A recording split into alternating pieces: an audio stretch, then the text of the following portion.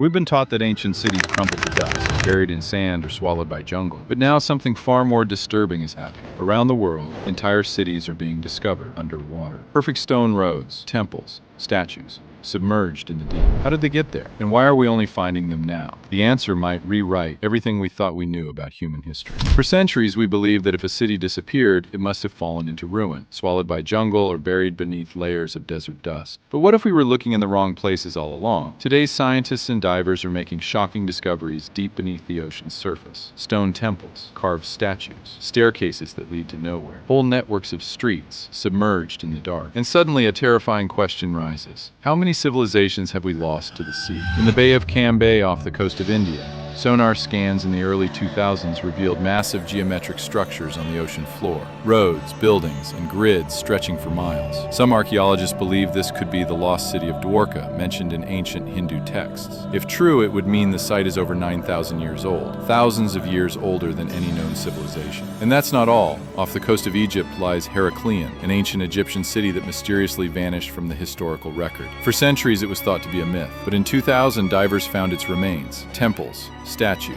even stone tablets, 30 feet underwater in the Mediterranean Sea, preserved almost perfectly, as if time forgot it. Then there's Yonaguni, a strange underwater formation off the coast of Japan. Some scientists claim it's a natural rock formation. Others are convinced it's a man-made monument, a series of sharp right-angled steps carved into stone descending into the deep. No one can agree on its origin, but if it's human-made, it predates any known Japanese culture by thousands of years. These aren't isolated finds. They're scattered across the globe, in the Caribbean, the Mediterranean, Southeast Asia, cities where people once lived, worshipped, traded, now sitting beneath the sea like sunken memories. And every discovery raises more questions than it answers. If cities like these really existed, why didn't we know? Why weren't they in textbooks? And what else is still out there, deeper, darker, waiting? Next, we'll look at the forces that pulled these cities under, not just myths or floods, but real geological shifts that prove our planet may have been far more unstable and our history far more vulnerable than we realized.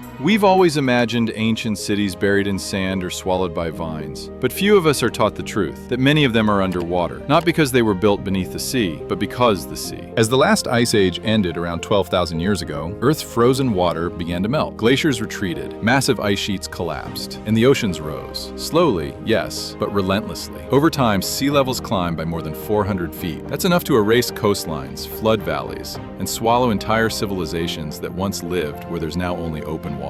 Imagine a coastal town today. Homes by the beach, temples near the bay, markets facing the harbor. Then picture the ocean creeping forward, inch by inch, year after year. For one person's lifetime, maybe the change feels small, but after 100 years, the beach is gone. After 500, the harbor's flooded. After 1,000, the entire city is underwater, and no one even remembers it was ever there. That's not myth, that's geology. Studies of the Earth's ancient shorelines show just how dramatic the changes have been. Areas that are now shallow seas, like the North Sea, the Persian Gulf, or parts of Southeast Asia, were once dry land. Fertile, green, and likely full of human life. Archaeologists now believe many coastal civilizations may have been lost simply because the ocean moved in. Not violently, not overnight, just silently and forever. It's not just about rising seas. Sometimes the land sinks. Earthquakes, tsunamis, tectonic shifts, they can drag entire cities below the waves. That's what happened in parts of ancient Egypt. That's why so many myths around the world speak of floods, because people really did see the waters rise. They lost their homes, their temples, their stories, and they passed down the memory of that loss in legend. We're starting to understand now that history isn't just written in stone. It's written in coastlines, in the patterns of sea level change, and in the sunken ruins scattered across the world's shallow seas. Civilizations didn't need to vanish in flames to be forgotten. All it took was time and water. But what if we told you we've already found some of those lost cities? Next, we'll descend beneath the sea and explore the most mysterious sunken cities ever discovered, and what they tell us about the ancient world we barely remember.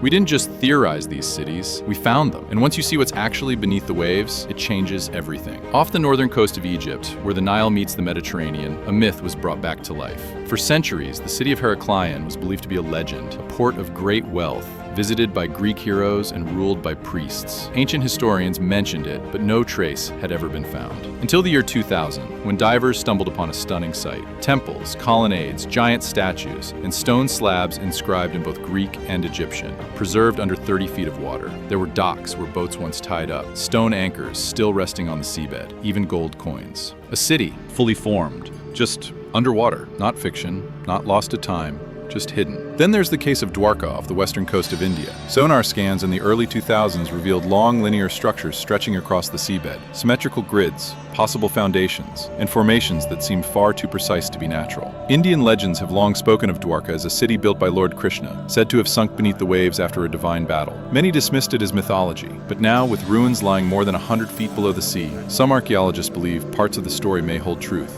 And if the city is as old as some suggest, more than 9,000 years, it would predate the earliest civilizations in Mesopotamia and Egypt by thousands of years. In Japan, the underwater structures near Yonaguni Island continue to stir debate. A massive stepped formation with sharp corners and flat terraces rests just beneath the surface. Some experts say it's a natural rock formation shaped by tectonics. Others insist it's man-made, that the monument of Yonaguni was carved by an ancient people whose history has long been washed away. Divers have reported what look like stairs, pillars, and even symbols. Whether it's natural or not, one thing is clear. It sits where land once existed. And if it was carved, it's much older than anything currently accepted in Japanese history. These aren't legends, they're evidence. And if so many lost cities are already being uncovered, the real question becomes, how many more are still buried by the sea? In the next, we'll uncover what these cities say about ancient human capability, and why the civilizations that built them might have been far more advanced than we ever imagined. The deeper we dive into these underwater cities, the more one unsettling idea starts to emerge. What if ancient civilizations were far more advanced than we've been told? For years, mainstream history taught us that complex urban planning, astronomy, and large-scale architecture began around 3000 BCE, in places like Mesopotamia and Egypt. But the cities we're now finding underwater suggest something different. They suggest that even earlier cultures, some dating back over 9,000 years, were building roads, temples, harbors, and monuments with precision and purpose. And if they were capable of such structures, what else did they know? Look at the layout of Heraklion. The docks were aligned to accommodate a massive trading network.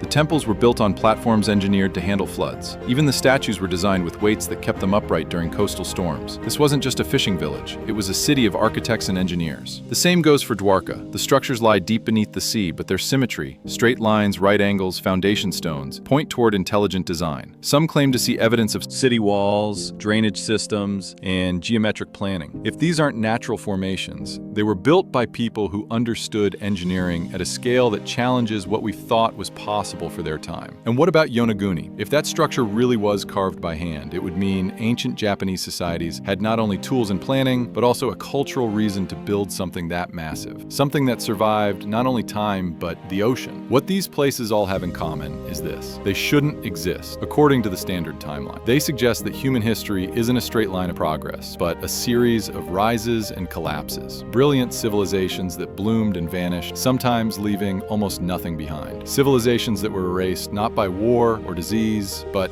by water. Maybe we're not the pinnacle of history. Maybe we're just the most recent surface layer, unaware of what lies beneath. In the final part, we'll reflect on what all of this means. Not just about the past, but about the future. Because if the sea could swallow whole cities once, it could happen again. And this time, we might be the ones who disappear. We tend to believe the world we live in is permanent, that our cities, our coastlines, our history will always be where we left it. But the Earth doesn't work that way. It shifts, it breathes, it forgets. The cities we found underwater didn't vanish overnight. They were erased slowly, swallowed one wave at a time. And the people who built them, they didn't know they were building monuments. They were just living their lives, unaware that the ocean was rising beneath their feet. Today, we stand in steel towers and walk on concrete streets. But are we really so different? Sea levels are rising again, coastlines are retreating, and history is repeating itself, quietly. The difference now is that we have the tools to see it coming. We just have to choose whether we'll pay attention. The buried cities of Heraklion, Dwarka, and perhaps Yonaguni are not just archaeological discoveries. They are warnings. Evidence that entire civilizations can vanish not because they failed, but because the world changed around them. And what did we lose when those cities disappeared? Languages, technologies, ways of thinking, all gone. Not because they were unimportant, but because they were underwater. So the next time you look at the ocean, remember this: it doesn't just hold fish and coral. It holds memory, entire chapters of who we were, buried not in the ground, but in the sea, waiting for someone curious enough to ask what else we've missed. And maybe the most humbling thought of all is this: one day, someone might discover us, the ruins of our cities, the bones of our highways, the questions we never answered.